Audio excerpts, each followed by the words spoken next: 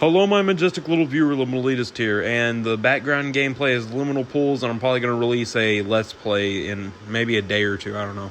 And chances are you have seen the title of this video. If not, we will be discussing some of the most legendary startup sounds. Before we talk about them, I just want to discuss something with y'all. I cannot directly play these sounds or, intros, since the greedy companies behind them, Sony and Nintendo, copyright their intros and works for some reason. So I will probably be slowing them down. You probably noticed me doing that with other sounds throughout this entire, my channel history. And I just wanted to put that out there, I'm going to be honest. Now, this will just be mainly my personal stuff, but I'll also add a little bit of spice, being how iconic they are, to it. So anyways, like, subscribe if you want to see more videos like this, and we can go ahead and get to it. Now, first, I just want to talk about one of my personal favorites, the PlayStation 2. It's regarded as one of the best PlayStation consoles out there. But enough of that, I just want you to listen to the slowed down version of the PS2 intro. Let's do it.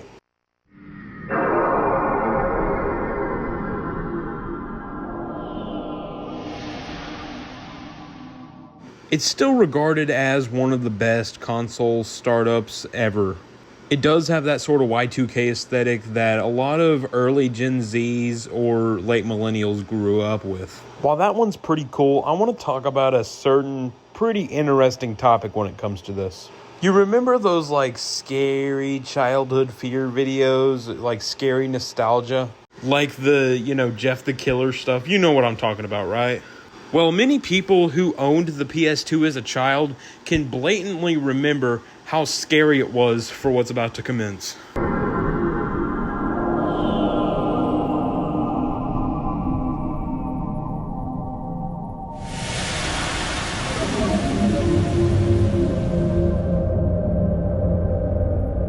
Now, I don't really personally find this scary because I was probably about 10 years old when I first discovered the red screen of death. That's what it's called. And by then, I was hitting early puberty. I'm not even kidding, so I wasn't really scared of it. So I see why some people are scared of it, of course. And people who did own it as kids, they were pretty scared too. What I'm about to read is a direct quote from somebody who owned this as a kid. It felt as though I was falling in an eternal abyss of darkness. The first few sounds at the beginning are nothing more than the moans and cries of those who are being tortured. Where does the red mist lead to? No one knows, but my guess is that at the end of the trail, your soul is vanquished into nothingness, gone and forgotten. This scared me when I was a kid, and even today it gives me the chills. In fact, I was so scared when I was young, I would place my stomach up against the TV when the original startup screen started. On the runoff chance that the red screen of death played, I would turn it off my TV immediately. People who have seen murders don't even have that much trauma in their eyes. What is going on? It's scary when people in adulthood are still scared of this. But hey, that doesn't stop me, along with millions of other people, still cherishing this. It just hits different. It has a feeling of, euphoria. With that being said, we can go ahead and go 6 years back to another console. In 1994, the first generation PlayStation released, and it was way ahead of its time. Flash forward 31 years later, yeah, the PlayStation's still doing very strong. Heck, Sony even celebrated its 30th anniversary by mixing the PS5 and the PS1 together. That's crazy. And while this startup isn't as iconic, I personally find it a little bit better than the PS2. Yes, I said it. Just take a listen.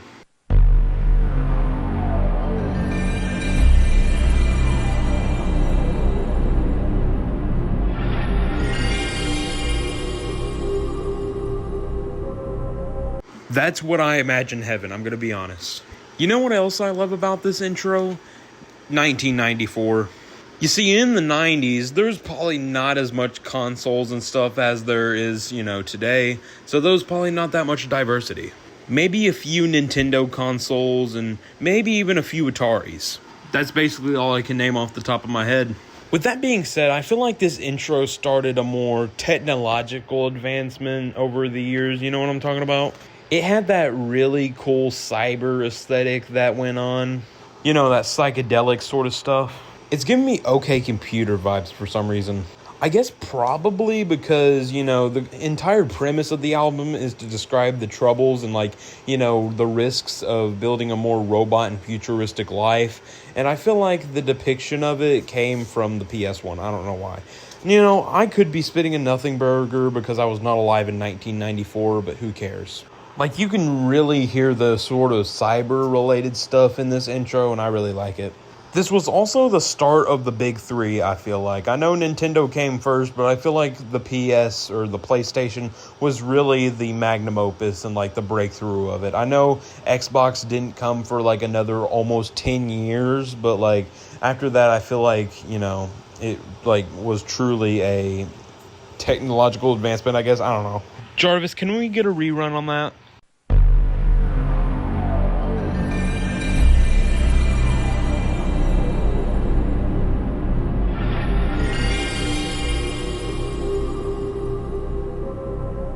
Imagine your startup being so good that I played it twice. Anyways, we can go ahead and get to the next one. Now, before we get to the next one, I would also like to point out that I feel like over time, the, startups got a lot more lazy. They don't put as much work into it. I know this may seem like an old man yells at cloud type situation, but I'm being for real. Let's look at the Xbox One intro. That's it. That's all, folks. Yeah, I think which one would you choose from, the PS2 or the Xbox One? Now, I know the Xbox One is one of the greatest consoles ever made, and you cannot tell me otherwise, but, come on, it's still pretty lazy. But do you know an Xbox model that did put some love into its intro? The OG. Now, this is when we reached, true peak console. Yeah, this is some great stuff right here, man. Doesn't work because I didn't plug it in, no crap, but come on, look how peak this is. Look at this. I know it's rotting in my room, but come on. Jarvis, play that intro.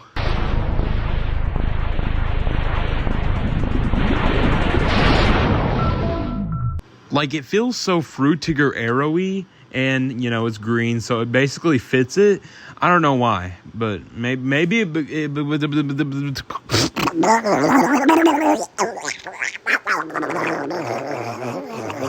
Sorry, anyways, we can go get back to the video.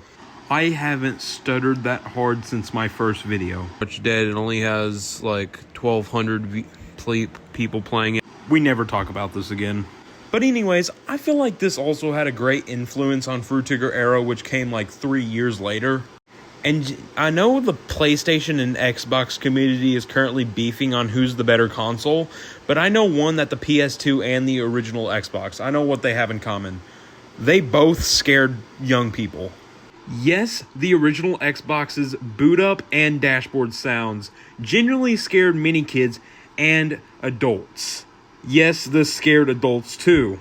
Now, even though I cannot find as many scary quotes as the PS2 of people, describing their trauma when they were a kid, but yeah, I think you can imagine it. I do still find the intro very cool, and they did succeed in the sci-fi that they were going for. But too much of something is pretty bad, and that's basically what the sci-fi thing was. You know what especially scared them? Well, I'm about to imagine this. So imagine that you left your Xbox on for too long and you wake up 3 a.m. And you know what you heard on your Xbox? It talking to you. I'm not even kidding. It literally started talking to you.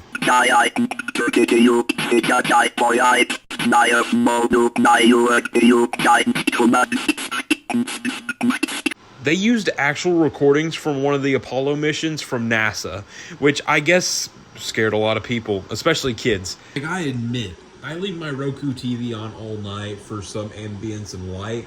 Well, there's no sounds. But, if I was a kid and I knew, it was going to start communicating to me, I would just turn this thing off. Maybe it does against I don't even know. Maybe when I'm asleep. I heard this really smart quote.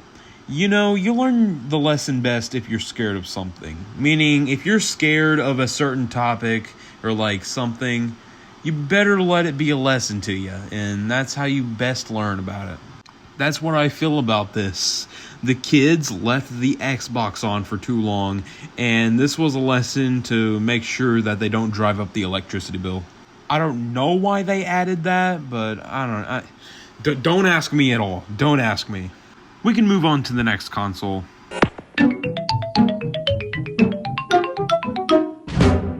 I feel like this is also the most memed on, I'm going to be honest, because here, come back in time to me in the really long ago 2020s.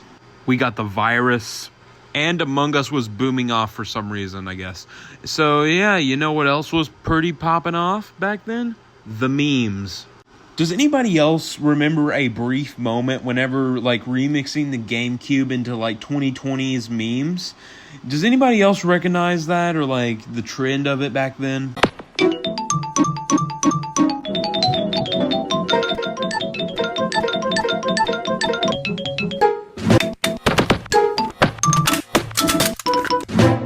So I had to add the GameCube because it was iconic to me, like, not only personally, but, like, I remember growing up with this, especially the time whenever COVID happened and, yeah, all that. This is basically what I had to live off on. Like, I know the GameCube was a flop for Nintendo, but, like, I still find this one really iconic. And I know, like, over the time it got way more love than it did 20 years ago. I just wanted to add this one quickly, so we can go ahead and move on to the last one. It's a pretty simple one, but I know I've said aesthetic in this video more than I said I love you to my significant other, but, like, this fits the aesthetic of, like, more Japan's. I'm not a Japan glazer. I'm just saying it matches the aesthetic. You know what I love about the Nintendo 64? It can be both the best and the most chopped console. Like, look at this. This is not tough. Well, I mean, the controller does pay, like, a significant tribute to this, but, like, come on, it's still pretty chopped. We gotta be honest here. Well, anyways, I just quickly wanted to talk about this, and yeah, like, subscribe if you want to see more videos like this. Since I'm out for winter break, I'm gonna upload way more videos, so stay tuned for that. Yeah, just like and subscribe if you want to. I'm not forcing you, really, and alright.